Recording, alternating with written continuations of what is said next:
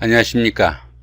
자, 2020년 3월달 토끼띠 분들의 나이별 운세와 하루하루의 일진 중에서 중요한 날 기준으로 살펴보기로 합니다. 토끼띠 분들은 상냥하고 지적인 태도를 지니고 있어 가지고 다른 사람들로부터 존경도 받고 신임 또한 두텁다 이렇게 보기도 합니다. 토끼띠 분들의 성정이나 사주적 특성 이런 것들은 별도 링크를 해드릴 테니까 참고하시기 바랍니다. 자, 2020년 3월달 한 달 동안에는 장성살이 기본 운세입니다. 이 장성살 같은 경우에는 12운성으로는 제왕지에 속해가지고 지살운에서 시작한 그런 일들이 완성 단계에 이르러 가지고 자신의 뜻을 펼치는 그런 시대다 이렇게 보기도 합니다. 그러다 보니까 사회적으로 좀 중요하고 중심적인 역할을 하게 되고 자신이 리더가 되어 가지고 모든 일을 좀 주관하게 되는 운세가 이 장성살이 됩니다. 그러다 보니까 항시 자기가 최고라는 그런 생각에 자기 중심적이고 더러는 돌출된 행동도 하기 쉽다 이렇게 보기도 합니다.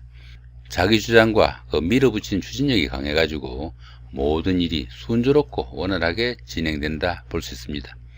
그렇지만 더러는 양보를 모르는 탓에 주변 사람들과 대인관계나 재물관계 이런 데 좀 문제가 생길 수 있고 더러는 건강에도 좀 문제가 따를 수 있으니까 다소간에 좀 주의가 필요하다 이렇게 볼 수 있겠습니다.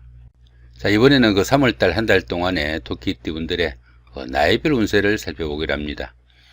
10세, 70세 되시는 분들 10년 전에 태어나셨고 백색토끼에 해당하십니다. 편인과 편재시니까 재산적 가치가 있는 부동산이나 자격증을 취득하기도 하지만은 더러는 자금이 좀 묶이는 결과로 활동성이 좀 둔화되는 그런 결과를 초래하기 쉽다 이렇게 볼 수도 있습니다. 금전을 좀 융통하거나 번거로운 일이 생기기 쉬운 시기라 가지고 다소간에 좀 주의가 필요할 수 있겠다 볼 수 있겠죠. 식신을 극하게 되는 그런 운세라 가지고 남자분들은 아랫사람들의 일로 인해 가지고 문제가 생길 수 있고 또 여자분들은 자녀로 인해 가지고 문제가 생기기 쉽다 이렇게 보기도 합니다. 또한 학생이나 또 취업을 준비하는 이런 분들에게는 인성을 극하는 기운이라 가지고 다소 학업에 좀 지장을 초래하는 그런 운세다 보기도 합니다. 자, 12운성으로는 절지에 속하죠. 이 절지 같은 경우에는 열심히 노력해도 성과가 잘 나타나지 않고 또 주변의 이웃들과도 소통도 잘 되지 않는 그런 운세가 됩니다. 새로운 일이나 시작을 위한 좀 철저한 준비가 필요한 그런 시기가 된다 볼 수 있겠죠. 더러는 다른 사람들로부터 자신의 것을 지켜야 되는 그런 시기이기도 해가지고 이런 때는 새로운 투자나 새로운 일을 추구하는 것은 상당히 좀 주의가 좀 필요하겠다 이렇게 보시면 되겠죠. 자, 이번에는 22세, 82세 되시는 분들 김윤년에 태어나셨고 황색토끼에 해당하십니다. 비견과 편관이시니까 독자적으로 좀 이 일을 좀 추진해 보기도 하지만은 재물운도 좀 박하고 금전의 지출은 늘어나는 그런 시기가 된다 볼 수 있겠습니다. 당연히 금전적으로도 좀 궁색해지고 이성 간에도 갈등이나 불화가 따르기 쉽다 볼 수 있습니다. 실속은 없고 명예나 체면의 손상도 좀 따르기 쉽고 그러다 보니까 건강도 나빠지기 마련입니다. 비견을 극하는 그런 기운이 돼 가지고 형제 자매 간이나 가까운 친구 간에 우정에도 문제가 생길 수 있으니까 그 부분도 좀 주의를 해야 된다 볼 수 있겠습니다. 보시면 천지이동이 되죠. 천간과 지지가 천지이동이 됩니다. 여기 보시면은 기묘 년생인데 3월달 운세가 이렇게 기묘죠. 이렇게 유일해야 되는 자신의 운세가 이렇게 똑같은 운세가 이렇게 오다 보니까 진짜와 가짜에 대한 시비도 좀 생길 수 있고 가까운 친구나 연인들로부터 배신을 당하거나 유혹으로 인한 함정도 생길 수 있는 것이 이 천지동 기운이다 볼 수 있습니다.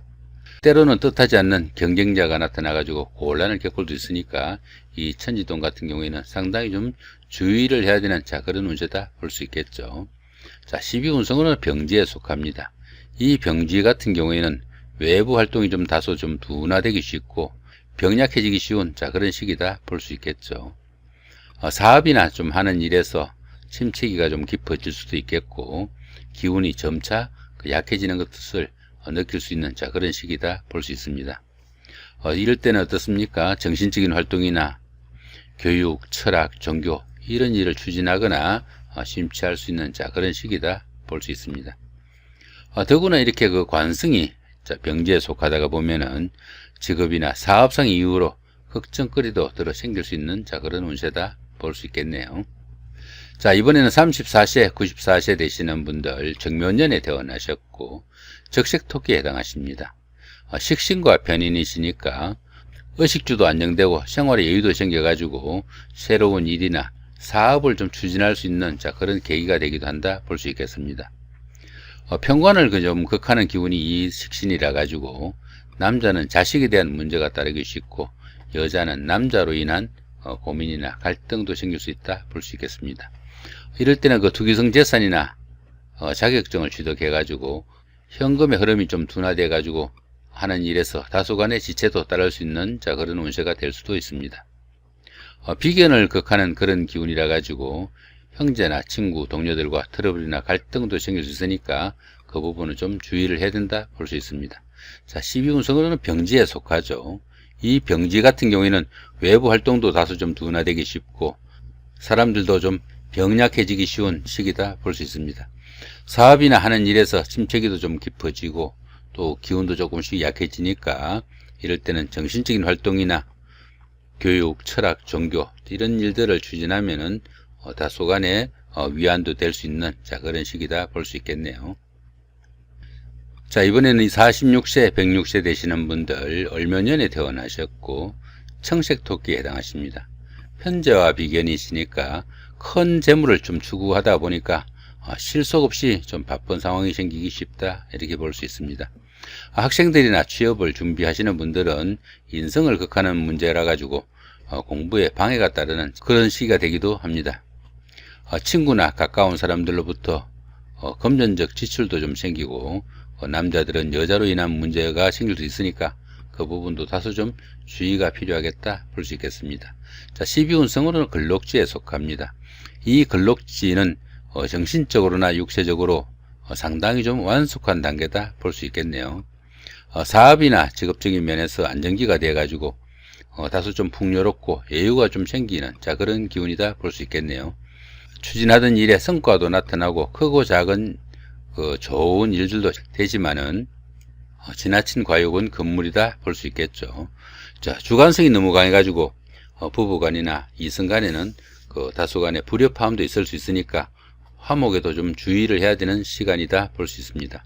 여자분들 같은 경우에는 강한 자립정신으로 인해 가지고 가정보다는 사회활동에 집중하게 되어 가지고 들어는 가정을 무시하는 그런 경향도 나타내니까 좀 그 부분도 주의를 해야 된다 볼 수 있겠죠.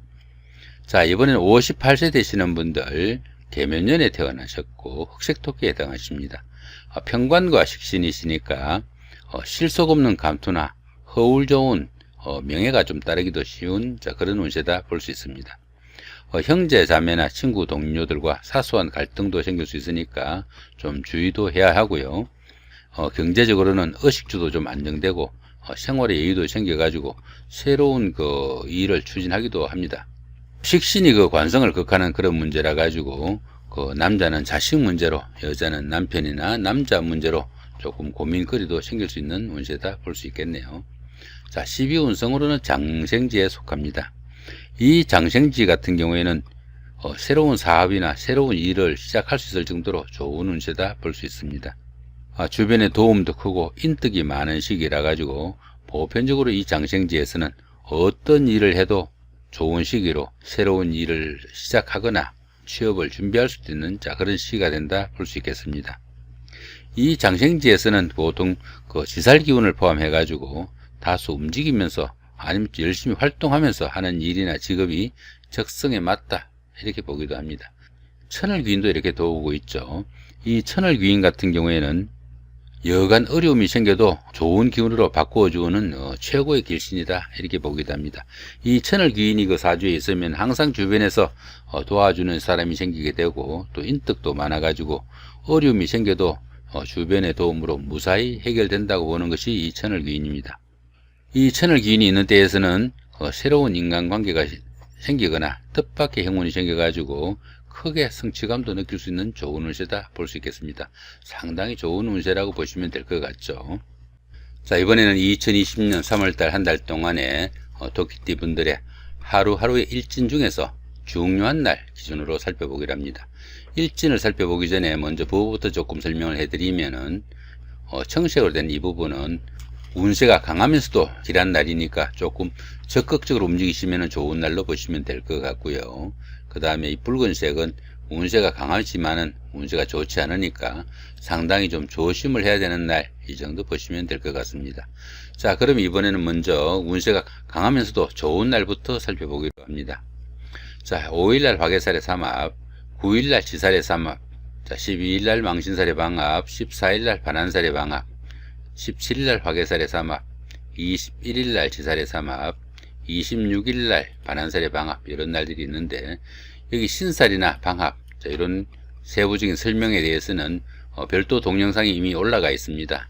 링크를 본문 하단에다가 올려드릴 테니까 참고하시면 될 것 같습니다. 자, 그 다음에 이번에는 운세가 강하진 않지만 그래도 좋은 날, 어떤 날들이 있는지 살펴보기로 합니다. 2일날 반한살의 방합이고요.